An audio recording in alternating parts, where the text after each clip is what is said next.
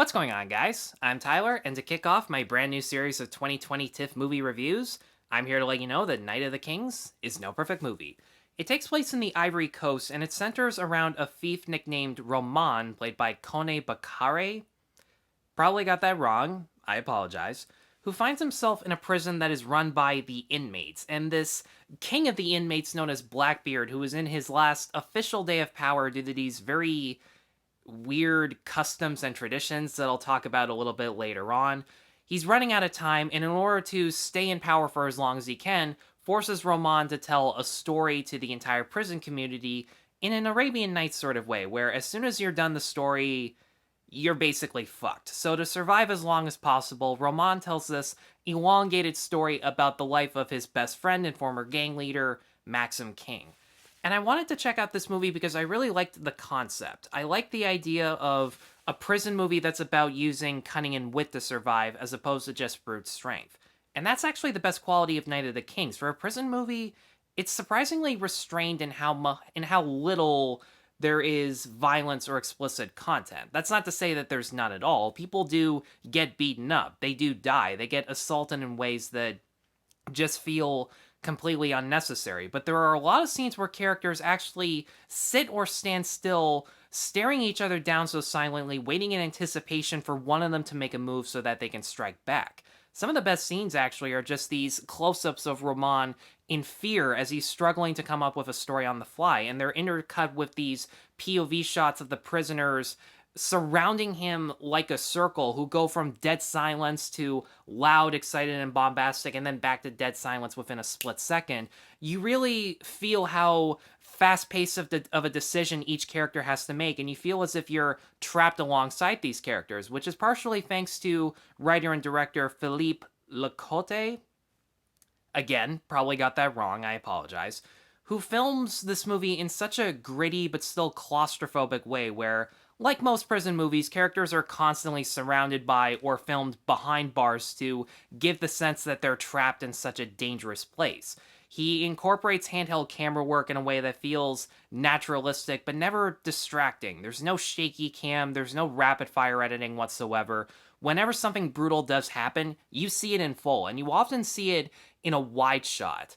And whenever the story cuts back and forth from the prison scenes to the story that Roman is telling, it switches from gritty handheld camera work to these very steady but beautiful wide shots of the Ivory Coast that feature a lot of beautiful set pieces filmed in bright, vibrant colors. And I gotta say, the lead performance is also really good too.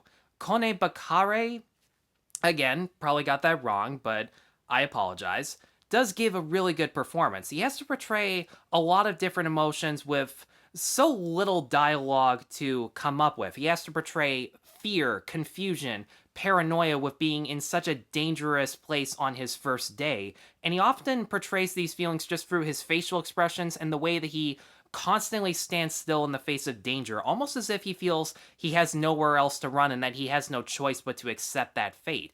But once he's given the opportunity to survive as long as possible, because there's this very strange rule where if you tell a story long enough to last the day, you, for some reason, get to stay alive and not get sacrificed, which I don't really understand the logic with. But again, we'll talk about the rules later on at the end of this review. He has to think really quick on his feet, and he's very subtle at observing the prison hierarchy. The first time he tries telling the story and he has no idea what he's doing, every time he takes a pause, people either cheer or boo based on what he says, and there's even a group of interpretive dancers who very abruptly interpret everything that he just said the second he finishes a sentence. And once he realizes how this works, he becomes a lot more theatrical in his storytelling. He's a lot more emotional. He becomes more expressive. You really do feel that he's progressing as a character over the course of a film.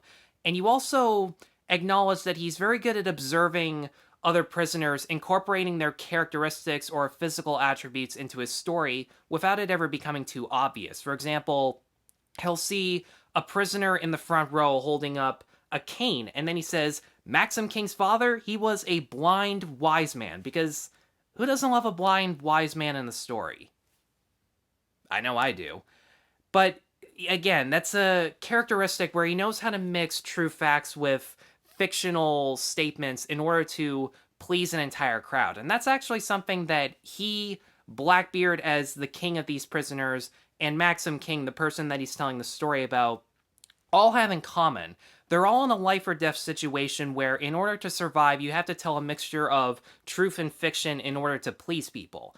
And throughout the majority of the film, you know certain things are true and you know certain things are false, but sometimes it becomes a little blurry on other attributes like whether or not Maxim King lived such an extravagant but dangerous lifestyle.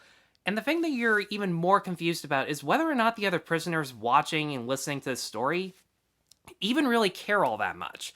Because when Blackbeard's rival interrupts the story to say, wait a minute, how can he be here when this takes place so many years ago? That doesn't make sense. And his supporters start cheering him and start booing Roman. And then Blackbeard's longtime advisor butts in and says, why don't you let him finish the story? And then his crew starts cheering in opposition. It really makes you realize that all of these people are really just pawns. It makes you understand.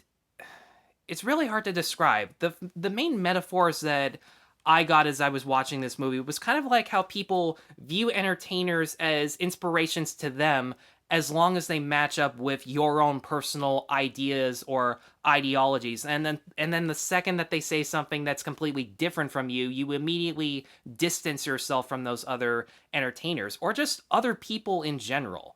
This movie really does have a nice metaphor for the way we view our friends, our entertainment idols, how we want them to be exactly the way we want them to be in regards to our ideas as to how the world works. It was a metaphor that I really latched onto and appreciated the movie for the most, because in terms of character development, we don't really get that much. In fact, there are so many subplots throughout the film that I felt were a lot more interesting than Blackbeard trying to hang on to his power for as long as he can, particularly the warden of this prison, who is so self-loathing over the fact that he can't run the place that he is in charge of, but he's still waiting for an opportunity to make up for that in order to overthrow these prisoners and take charge once again. That was a subplot that I wanted to see a lot of the most.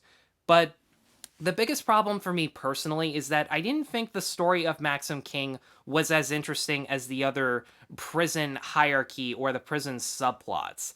That's not to say that the Maxim King story isn't interesting. The fact that they come up with a way to use the fact and fiction put together in order to appease people metaphor, I like that that's thrown in there, and it's used very well. But Maxim King as a character isn't really all that interesting, and the fact that the prison scenes are filmed in this gritty, handheld, almost documentary style, as opposed to this almost Lawrence of Arabia feel that they try to capture in the story within a story, it doesn't really mesh all that well, and it can be a little tonally inconsistent, particularly this one fight scene that features CGI that isn't as bad as it could be, but considering there were no fantastical elements to it whatsoever, it feels really out of place, and it does make you wonder why the prisoners would even buy into this story. I know that it's a whole metaphor of we don't care what's fact or fictional as long as it matches up with our beliefs, but that just seemed a little too big of a stretch. But outside of that, Night of the Kings was actually a pretty good movie to debut with TIFF over. It has really good performances, some solid, gritty, realistic direction that never feels overutilized or distracting, and some sometimes jumbled but still well executed and really important themes of how we view certain people and how we want them to match the exact ideals and beliefs that we have. And for all those reasons, I'm going to give Night of the Kings a 3.5 out of 5. Guys, thanks as always for watching. If you have seen Night of the Kings, if you are following other TIFF movies, let me know in the comments below what you thought of them. Be sure to stay tuned for more TIFF reviews. I'm going to have Nomadland up next. Really looking forward to talking about that. And be sure to like and subscribe. Take care.